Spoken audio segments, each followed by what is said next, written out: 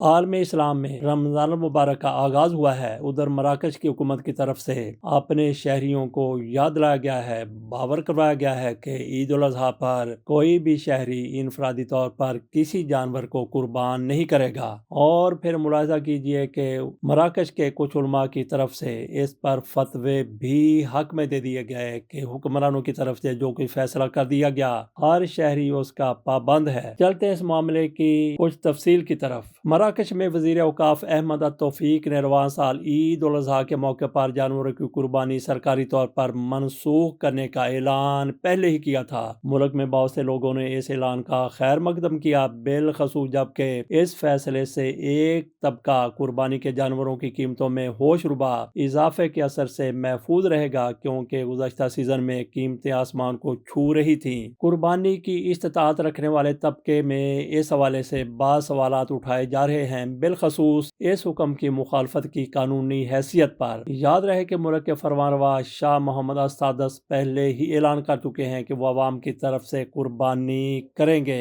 ان حالات میں بعض شہری خفیہ طور پر قربانی کا سہارا لے سکتے ہیں، جیسا کہ پہلے بھی ہو چکا ہے۔ سابق فرمانروا شاہ حسن الثانی کے دور میں ماحولیاتی اور اقتصادی وجوہات کے سبب بعض مرتبہ عید الاضحیٰ کے موقع پر جانوروں کی قربانی کو منسوخ کیا گیا تھا۔ مراکش کے شہر الدار البیضاء میں وکیلوں کی انجمن کے ایڈوکیٹ پروفیسر خالد الدان نے واضح کیا کہ کسی بھی فوجداری سزا کے لیے قانونی متن کا موجود ہونا ناگزیر ہے، جس کی بنیاد پر فیصلہ کیا جائے۔ فوجداری قانون کے بنیادی اصولوں میں سے کہ متن کے بغیر کوئی جرم اور کوئی سزا نہیں ہوتی۔ العربیہ.com کو دیے گئے انٹرویو میں ان کا کہنا تھا کہ جیسا کہ قانون کے ماہرین جانتے ہیں، مجرمانہ متن کی تشریح محدود دائرے میں کی جاتی ہے اور اس کی تشریح کو وسعت نہیں دی جاتی۔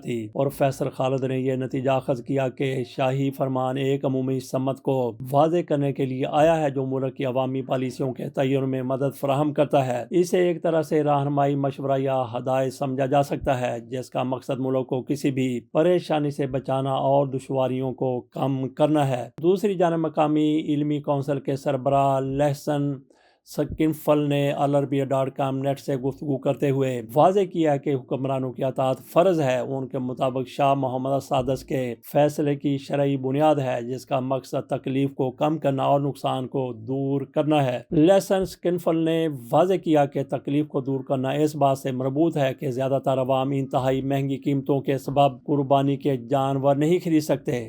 جہاں تک نقصان دور کرنے کا تعلق ہے تو وہ مویشیوں کا تحفظ ہے، جن کی افزائش کئی سال کی مسلسل خشک سالی اور بد انتظامی کے سبب نقصان سے دوچار ہے۔ انہوں نے اپنی بات کے اختتام پر باور کروایا کہ جانوروں کی قربانی نہ کرنے کے فیصلے کی پاسداری کی ضرورت ہے۔ یہ بھی آپ ذہن نشین کر لیں کہ اس سے قبل 1963، 1981 اور 1996 میں غیر معمولی اقتصادی اور ماحولیاتی حالات کے سبب مراکش میں شاہی فرمان کے ذریعے عید الاضحیٰ پر جانوروں کی قربانی کو روک دیا گیا تھا اور عوام کی طرف سے اس فرمان پر تعاون بھی کیا گیا تھا کہ جیسا کہ مراکش حکمرانوں کی طرف سے کہا گیا کہ جانوروں کی کمی ہو رہی ہے، تو آپ دیکھیے کہ بکری 2 یا زیادہ سے زیادہ 3 بچوں کو جنم دیتی ہے، جبکہ آپ نے دیکھا کہ کتیا وہ 12، 13، 14 بچے جنم دیتی ہے۔ ہم نے یہ دیکھا ہے کہ لاکھوں نہیں بلکہ ہر سال کروڑوں بکروں، بکریوں کی، بھیڑوں کی، دمبوں کی